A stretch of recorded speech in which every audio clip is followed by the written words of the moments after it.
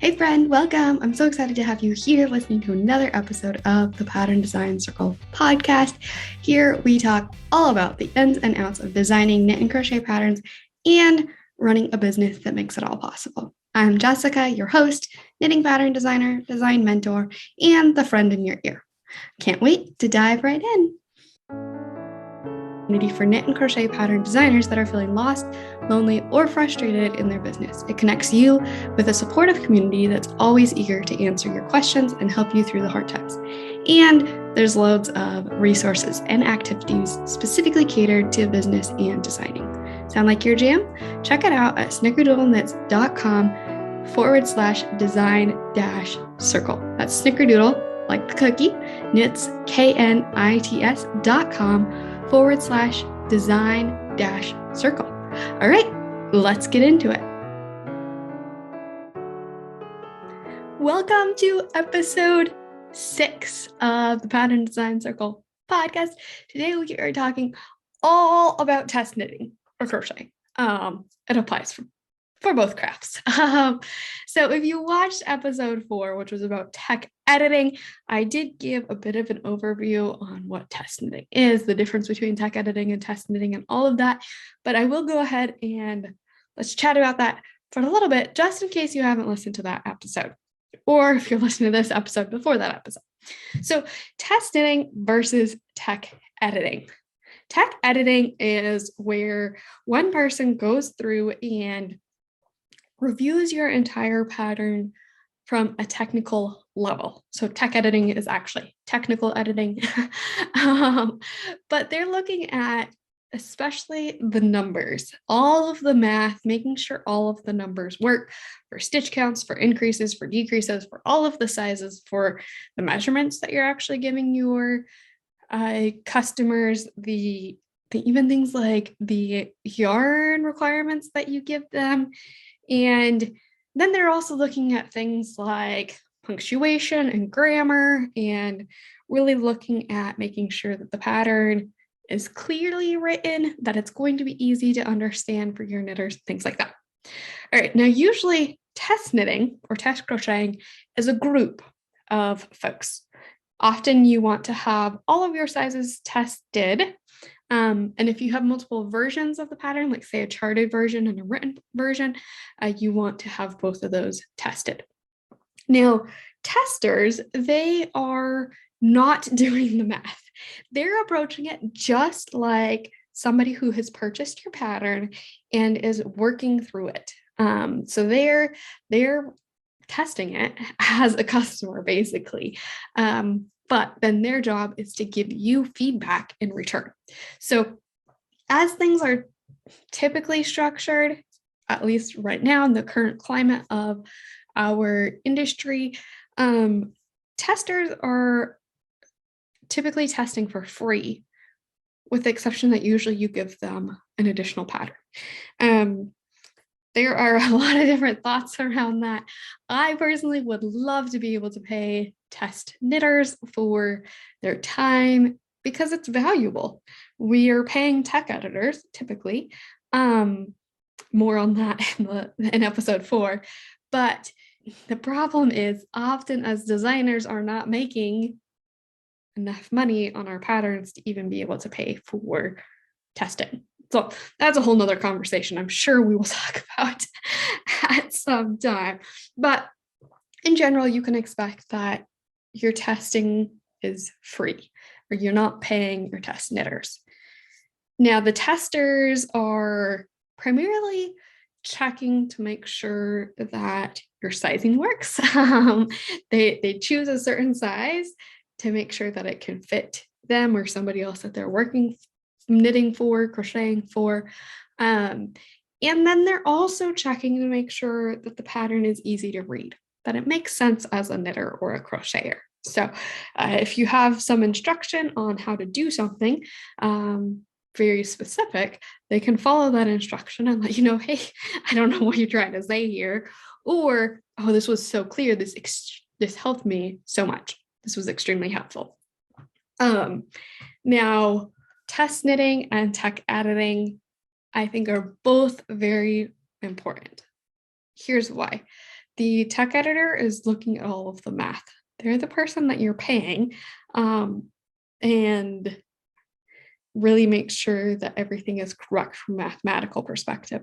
The testers are knitting the thing or crocheting the thing. The tech editor is not doing that. There are some things that work just fine mathematically, but don't work so well when you're doing it in real life on the needles or on the hook. So I think testing is really important for that. Testing is also really important for making sure your sizes are actually working, that it actually fits the sizes that you want to. And then bonus is that it's really neat to be able to see different projects using your design. So you can see it in different kinds of yarns. You can see how well different, like say variegated versus stripes versus rainbow versus solid versus all the different kinds of yarns that people are going to use to work your pattern. You can see how it actually works. So if you find out in testing that something doesn't work, you can say that up front before somebody buys your pattern. Say, hey, just FYI, this happens when you do this. And then, depending on what you ask for in your test knit and stuff, sometimes you can get more publicity around your launch because folks are sharing it on social media and things like that. Also on Ravelry, having different projects available is really helpful for other customers wanting to purchase your pattern, because it gives them a trust factor to know that other people are working it and it worked fine, but also to see how it fits on different bodies and to see those different yarn combinations and things like that. All right, so let's actually talk about all of the things with testing. So what does a tester do? A tester is looking for readability. They're checking to make sure, like, hey, this makes sense while I'm making it. I'm actually able to make the thing, and the thing actually looks like it's supposed to look. They're checking for clarity, that kind of falls into that, but really making sure like this made sense or this didn't make sense. I was not really sure if I was doing the right thing here, but it looks like it turned out. But if you can make that more clear, I think that would help future people. And then, like I said, they're also testing your sizing. They're making sure that the sizes that you've provided actually fit the people that you claim will fit, and that it fits in the way that you claim that it will fit. Now, what they don't do, like I mentioned, is the math. They don't do the technical work. You will come across some test knitters who do have more of a technical mind. They might be designers, they might be tech editors, they might just be knitters or crocheters who love the math part. So you may get some folks that do provide some more of that technical support, technical feedback, but for the most part, it's really getting a sample of what the experience is going to be for your actual customers. So where do we find our test knitters? As a beginner designer, that can be a really big question, and it can be hard to find test knitters. Now, my top recommendation for finding test knitters is Yarn Pond. I have been using it for a little over a year, and the thing is that it is a platform that is really catered to test knitting. So they've provided all of the stuff, like told you the kinds of information you should provide up front for your test knitters so they know if they actually want to test the thing or not. They have a space for chat where folks can ask questions or give feedback. They have a space where you can keep track of all of the corrections so that testers that aren't wanting to pay attention to the whole chat, or were away for a week and now there's a lot there and they can't go through it, they can check your list of corrections and know if they really missed anything important. You can also link to the pattern somewhere via Yarn Pond, and they have a survey feedback ability. So you can add questions that folks will answer after they have finished testing. I believe that they have to mark the test as complete before they can fill in that survey. So you know that you're really getting their final feedback, all of their feedback there. I do recommend my test. I do ask my testers to share feedback in the chat as they're working, because I like to make the edits in the pattern as they're working through it and finding things that they want edited. It just makes less work for me in the end. But the survey really makes sure that I get all the information that I'm looking for, that I really need to make sure the pattern is what I want it to be. Now, another thing, I feel like I'm just listing a whole bunch of great things about Yarn Pond and keep saying but I think this is the final thing that I really like about Yarn Pond is that it has lots of testers there. It's created. Technically, you can do tech editing on it as well, but really it's a platform for testing. So there are loads of testers there that see your pattern when you publish it for testing, when you make it available. The Yarn Pond company also sends out an email. Well, I think it depends on your email settings, notification settings, but I get an email every day that tells me all of the new test knits for that day. So folks that are on their email list, that would be folks that are signed up for Yarn Pond as a tester, they and have their notifications as such, will receive a notification that your test is up. So they even know about it. And Yarn Pond will put a social media post on Instagram to share about it, to say that it's open. So I have found that very helpful in helping fill my tests. That doesn't mean that every test always gets filled. I think there's a lot of factors that go into it, like time of year. Sometimes it just seems like folks have lots of stuff going on and they're not ready to test something. It also has to do with the size of the project. And sometimes it can be hard to predict exactly if folks are going to love it or not. But for the most part, I've had more success filling my tests over on Yarn Pond than I have on Ravelry. The other platform that I used to use was Ravelry. There are several different boards that you can post tests in. The one that I really love and recommend is the testing pool, POOL, like a swimming pool, the testing pool. It's just a board on Ravelry where you can post and say that you're looking for testers. And there you can host the test in the testing pool, or you can host it somewhere else. So what I do now is I still post in that thread or on that forum and say, hey, I have a new test, but it's located on Yarn Pond, so you can apply here. And that allows me to tag all of the folks who were on my testing list on Ravelry in that post. So I can say, hey, I have a new test knit, come check it out. Technically, I suppose I could do that in my own group, but that also allows other folks on Ravelry to still see it if they want to join. Other places to find testers, if you have social media, post it on social media. Ask your audience if they want to join. If you have an email list, share it with your email list. And those are, well, you can also like Facebook, there's Facebook groups and things like that. But my top recommendations are Yarn Pond and the testing pool on Ravelry. Maybe the asterisks here in the tech editing episode, I started adding asterisks. So you can pretend like you're reading this or something, I guess. But the asterisk about the Yarn Pond is that you do have to pay for it. So it's $5 per test, I believe, to post it. But you can buy a bundle of credits, is what they call it. One credit is one pattern. If you buy a bundle of credits, then you can purchase them at a cheaper price per pattern.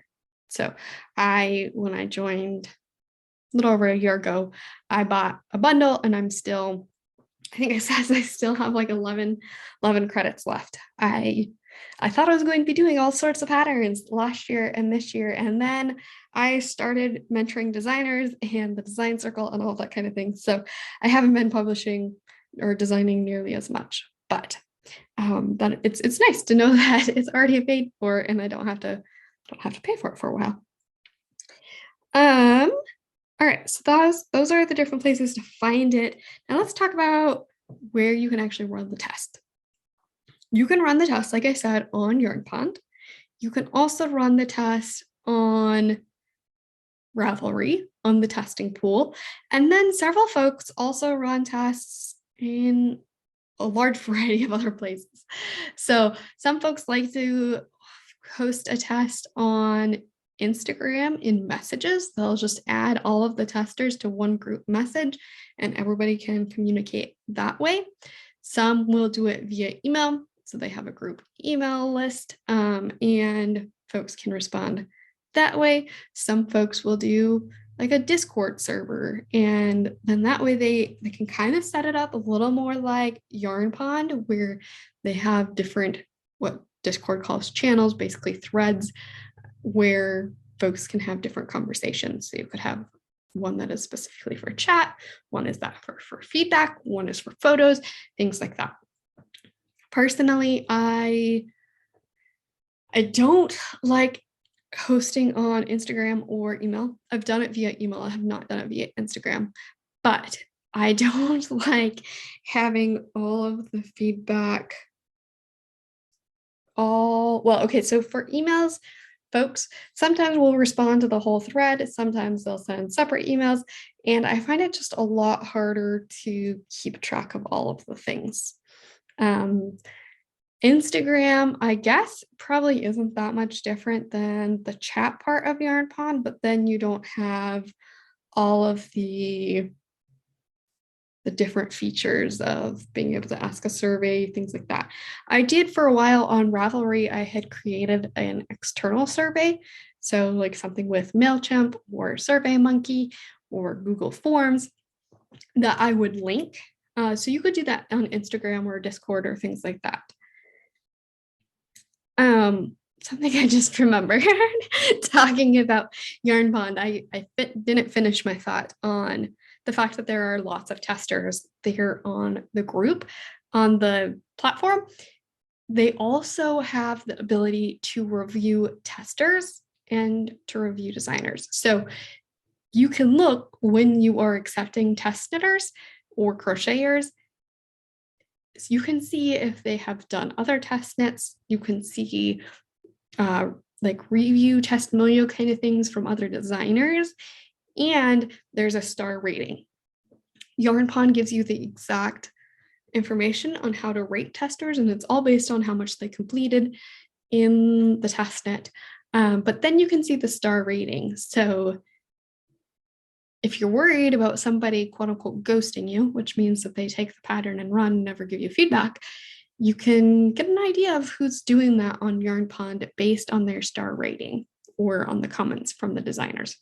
Now, at the same time, the testers can rate the designers. I don't know if they can leave feedback or if it's just a star rating, but I do know that it's a thing. All right, so back to testing platforms. It really comes down to what you want to be able to do and how convenient you want it to be for you and for your testers. Obviously, using a platform like Instagram, if everybody's already on Instagram, can be simple. But if it's harder for you to keep track of, it might not be your preferred location.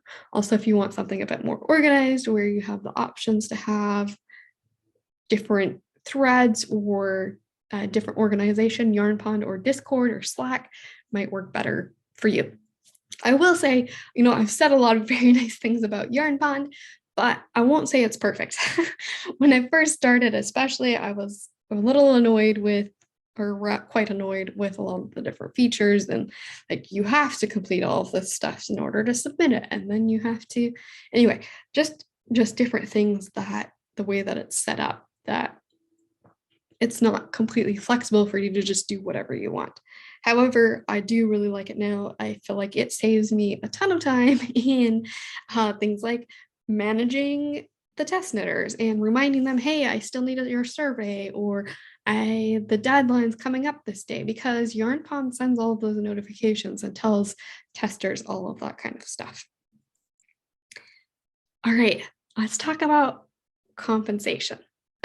I mentioned before that testing is typically free, which is true, but there is an expectation typically that you provide at least one pattern to your testers so that they're at least compensated somehow. Also make sure you give them the final pattern that they're testing. Let them have that final pattern, but then also often it is expected that you give them another pattern from your designs as payment. And that's usually all that is expected. There are, you do have the ability, if you want to pay them. You can give them yarn support. You can do what you want, but at a minimum, I really do recommend that you give the final pattern and you give another pattern of the tester's choice. Now, what I did when I first started, because obviously if you're first starting and it's your first pattern, you don't have any other patterns to give them.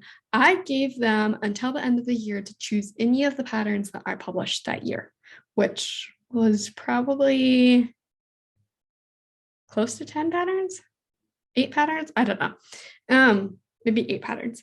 But what I then did was at the end of the year, or maybe the beginning of December, I was like, hey, these are all of my patterns that I'm publishing this year. Let me know which one you want. And that allowed me to still be able to give them a pattern, even though I didn't have a pattern available at the time. And it went well. So I started designing in April. So that was, 9 months of patterns that they could choose from.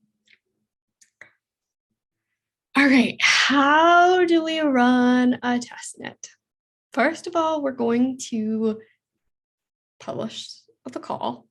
And you probably want to tell people about it. So even if you're not hosting it on your email or on your Instagram, tell folks about it, especially if you're having trouble filling the test knit. Let them know I still have X number of spots, or I'm looking for these sizes.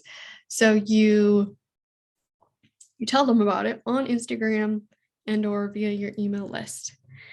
Then you can choose, does the test start as soon as they're accepted? Do you send them the pattern right away? Or in the case of YarnPond, do they have access to the pattern right away? Or is it going to start at a certain date? So you might start asking for testers 1 week before you're actually going to give them the pattern. Then make your expectations really clear. Let them know when they're going to have the pattern. Let them know exactly what you want from them, and when any deadlines that you have, when things are going to be due. And then basically the testers, they just have the pattern until, they have the pattern indefinitely because now they've downloaded it, probably printed it. But they have the pattern and they're going to work on it until the deadline. Some folks will finish really quick. Some folks will wait until close to the end to start. But they have that given amount of time to work the pattern and give you feedback. And you can choose whether you take a look at that feedback and edit during the test, or whether you would rather wait until the very end when you have all of the feedback and kind of go through it all and make all of the edits at the end. Like I mentioned, I prefer to make the edits throughout the process. That allows me to minimize the amount of time I have to spend on editing at the very end, but it also allows me to get a little more feedback from my testers. So I can go ahead and change it, and I can make sure what all of the other testers are thinking. So if one person proposed this idea and I go ahead and change it, and 5 other people are like, no, that doesn't make any sense, we can have that discussion. We can have that chat. It's a lot more interactive when I am making those edits throughout the process. One thing I did want to touch on is the information that you give folks interested in your test before you accept them as a test submitter. In general, I say give them as much information as you're going to give your customers. What does a person want to know when they're going to be knitting your project? They probably want to know skill level. They probably want to know size, like size measurements, the number of sizes you have available. They probably want to know charted or written, or if there's video tutorials. And they want to know how much yarn they're going to need and what size of yarn and things like the tools and materials. If this is your first time running a test, you may find it helpful to just take a look at other tests that are being run on Yarn Pond and or the testing pool, just because it gives you an idea of what folks are giving for information. When you test on Yarn Pond, like I said, they have all of they ask you to fill in all of that information, so you know exactly, like you don't even have to think about it, you just fill in the blanks. Also, definitely give deadline information. Let them know when things are due. And in some cases, like for socks or mittens, you might not require that they knit both of them. Like if they're just working the same pattern twice, you might just require that they have one finished sample instead of the pair. So make that clear. Let folks know. As far as deadlines, it can be hard to know how much time do you give, because often we're designing, we're just working on it all, in a fairly small amount of time because we're just trying to get it done. It's our focus, where testers, it's not as high priority for them. So in general, what I figure is I give 2 weeks for things like dishcloths, and then I give 4 weeks for smaller accessories like hats, mittens, headbands, cowls, and then I give 6 weeks for things like shawls and socks. I did a poll on Instagram maybe 6 months ago or so, asking what folks felt about these timelines, because I do know that it's a big thing for testers. I'll talk later about some of the feedback that testers have shared with me. But a big thing is for testers is the deadline. How much time are they going to have to make the thing? And a few folks did say that they would rather have 8 weeks for test knitting fingering weight shawls and large fingering weight shawls and large or fingering weight shawls that have a lot of texture. So just FYI there, if you want to consider that. Then for garments like sweaters, pullovers, vests, things like that, dresses, skirts, typically it's recommended at least 8 weeks. So at least 2 months, especially for larger sizes. So that's just what I use and different recommendations that I have heard for deadlines. All right, so we've talked about what test knitting is. We have talked about how to find test knitters, where to run a test knit, how to run a test knit, and information to give them. Now let's dive into the things your test knitters want you to know. So this was all from a series of polls I did on my Instagram stories where I just was asking, hey testers, what do you get most frustrated with in a test? Or hey testers, what do you want designers to know? Or, different things like that. So these are the most common responses I got.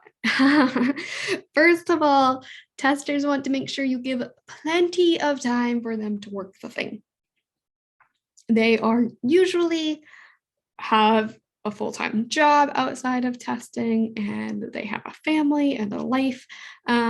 Testing is not their 24/7 focus, so they need to have plenty of time to work the thing.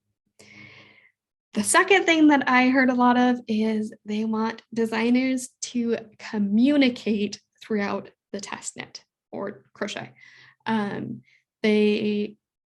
Several folks, it sounds like, have had experiences where designers just give the pattern and then never say anything again. They like to have interaction and answers and things like that from the designers. And so having a place where you can communicate and chat, I think, is really helpful for that, whether that's Instagram, Discord, Yarn Pond, Ravelry, a place where it's easy to ask questions and share feedback, and you can explain things, you can answer questions, all of that kind of stuff. I would say email is probably the hardest place to do that. It's just not set up quite as easy of a format to just go back and forth. I should have mentioned this earlier in the platforms, but I like to have a group place where everybody's seeing everything, because a lot of times, testers will have the same question. So if you're doing it something like email, a lot of times you get private messages and you get the same message from 4 different people that you now have to answer to 4 different people. Where if it's in the test, somebody might ask that and somebody else might actually get to it before you do. But then also the whole group is aware of this thing and solving this thing, and it's a lot more community focused. The next thing that testers said they really wanted designers to know is that they want you to give very clear expectations. What do you expect from them? Do you want them to knit the whole thing? Do you just need them to knit the first half? Do you want feedback on grammar and punctuation? Do you just want feedback on whether it works? Do you want feedback on how well it fits? Do you want to know things like yardages and what needle size they used and what their gauge is? And then also, what all do you expect from them? Do they need to give you photos of their finished project? Do they need to have a Ravelry project page that shares all of their information? Do they need to share it on Instagram? All of that kind of stuff. Make sure that is very clear in the information that you post when you first post the test, so that they know what the expectations are before they commit to anything. Another thing testers said that they really love is when a designer creates a sense of community. They love connecting with other knitters, crocheters who are working through the pattern. And it's kind of just a way for them to have some community and some connection. It's also a way for them to connect with you as the designer. And I know I've gotten a lot of feedback. This isn't necessarily under community. It might be a little more under communication, but I get a lot of folks telling me that they love knowing that I'm actually listening to their feedback. So anytime somebody says that they're having trouble with something, or they have a question on something, or they have a recommendation, I'll ask things like, how can I make this better? How can I make it more clear? Or I'll propose something and say, hey, I'm thinking of changing it to this. Is this better? Is this more clear? Does this make sense? Or like if it's something that they've proposed and I'm like, I'm not really sure if this is the best way to do it or not. A, I probably go to my tech editor, but B, I also post in the chat where I'm like, oh, this is a really interesting idea, perspective, opinion. I'd love to hear what other testers are thinking. And so then that brings in the feedback of other testers. So I'm not just following the advice of one person who might actually not represent the greater whole, but instead I get a better idea of what everybody's thinking. So if large majority really prefers one way over the other, I know that's probably the better way to go. Two more things that testers really want you to know as a designer. First of all, obviously this is number 5, but of the last two, first one is tech edit your pattern before giving it to testers. And that's because it saves them a lot of grief if the pattern's correct mathematically. So if stitch counts are off and you're having to change a bunch of stuff in the pattern, that can prove to be a problem and an issue for testers. A, because maybe they've already finished the thing and now you're changing the pattern, or B, it's slowing them down or changing their timeline and they're having to sit and wait for you. All right, the last thing testers want you to know is that you need to remember to share a finished copy of the pattern with them. And what I always do, the way I do that is I just send the pattern to them via Ravelry as a gift. So then they have the copy, but then they also have any future versions. Like if I ever make an edit to the layout or things like that in the future, they will always get any of the updates. But sometimes I think that the time when this becomes the most difficult is when you're running a test for a design that won't be published for a while. Like if you're designing it for a release that's a long ways out and you can't send the pattern yet via Ravelry, at that point you'll probably have to share it either via some sort of link or via email. But those are the things your testers want you to know. Give plenty of time in your deadlines. Communicate. Share clear expectations. Create a sense of community. Tech edit before you test it. And remember to share a finished copy of your pattern with your testers. So I think that's everything to do with testing. We talked about what testers do, what they don't do, how to find testers, where to post about your test, where to hold your test, or run your test, how to compensate testers, how to then run the test, and then things that your testers want you to know. So I hope you took good notes. If you are new to this and trying to figure out how to navigate it, as always, if you want to continue this conversation or if you have any questions, please reach out to me on Instagram at Pattern Design Circle. I'm always happy to continue the conversation. Of course, here I'm just talking to myself in your ear, and I'd love to hear from you. Also, one last reminder before I go. This is April 2022 for anybody who's listening to this into the future. But right now, for this month, doors to the Design Circle are open. We are a community of designers that support each other, answer any questions. We have lots of guests, where do you even start? About everything related to designing, business, and marketing. Next month, we have Gigi Made It joining us to talk about authenticity and just sticking it through when things get tough. So anyway, doors are currently open to the Design Circle. You can find all of the information for that at snickerdoodleknits.com/design-circle. Also, if you follow me on Instagram at Pattern Design Circle, it's linked in my bio there.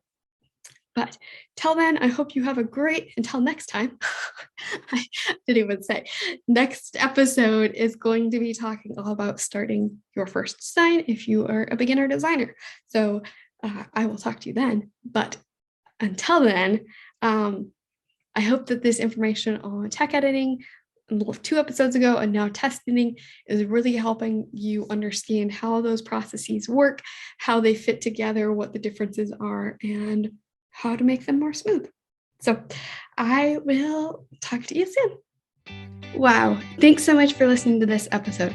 If you found it valuable, please share the podcast with a designer friend. And if you have a minute, leave a review. It's so helpful and means the world to me. Chat soon.